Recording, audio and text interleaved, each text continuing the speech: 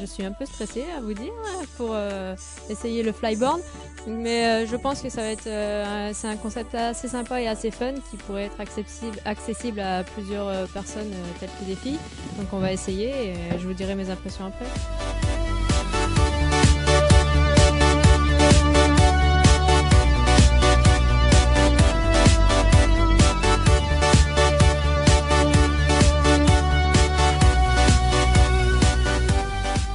Le flyboard, comme je vous ai dit, c'est vraiment un concept super génial. Je viens d'essayer, je me suis régalée. J'ai fait un quart d'heure dans l'eau très très fraîche et pourtant je me suis très bien amusée. Un peu complexe au départ pour se lever, mais dès qu'on a le coup en main, c'est parti.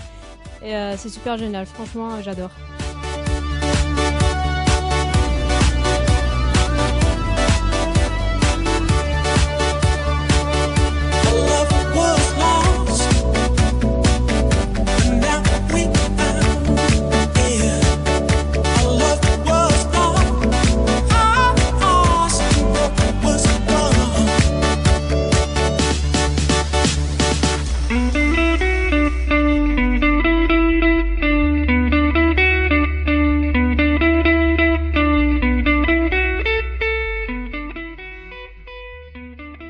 Alors le fonctionnement est très simple en fait, c'est un tuyau qui vient se connecter à n'importe quelle turbine d'un jet ski ou d'un engin comme vous avez vu sur la première vidéo. Ça peut s'adapter sur n'importe quel jet, il suffit d'une puissance de à peu près 100 chevaux pour déjà décoller à 2 mètres de haut quoi, en fait. Après il est recommandé d'avoir à peu près 150 chevaux.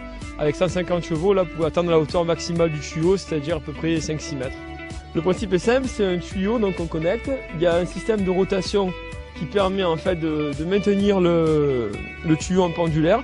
Il y a un système de rotation ici au niveau du tuyau qui permet que le tuyau ne s'en mêle pas et aussi de pouvoir faire des virages assez facilement. Ensuite vous avez donc là vous pouvez voir les buses principales qui permettent de donner la poussée pour décoller. Et ici vous avez les buses en fait de stabilisation qui viennent se fixer aux mains. Alors en fait on a 3 versions au niveau du flyboard. On a la première version qui va être en fait dédiée à tout ce qui est location, initiation et pour les personnes qui sont vraiment en apprentissage, où la personne en fait est sur le jet et s'occupe de démarrer et de gérer l'accélérateur.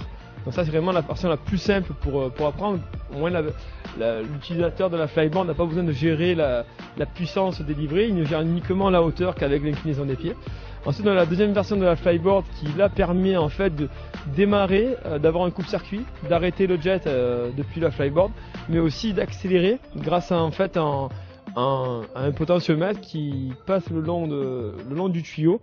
Donc en fait l'utilisateur de la flyboard peut être seul et sans personne sur le jet en fait. Il y en a la troisième version qui sera commercialisée dans 1 an ou 2, où là carrément on a construit en fait un engin qui est ni plus ni moins équipé d'un moteur marin comme un jet et d'une turbine, mais monté directement à l'envers pour pouvoir propulser l'eau directement dans le tuyau vers l'avant, qui est pas conçu pour prendre des vagues comme un jet, donc beaucoup plus léger, beaucoup plus petit, et du coup on arrive à des performances et des vitesses de vol beaucoup plus importantes. Avec un jet en 250 chevaux, vous allez atteindre à peu près 25 km/h, là on arrive avec l'autre engin à atteindre à peu près 40 km/h.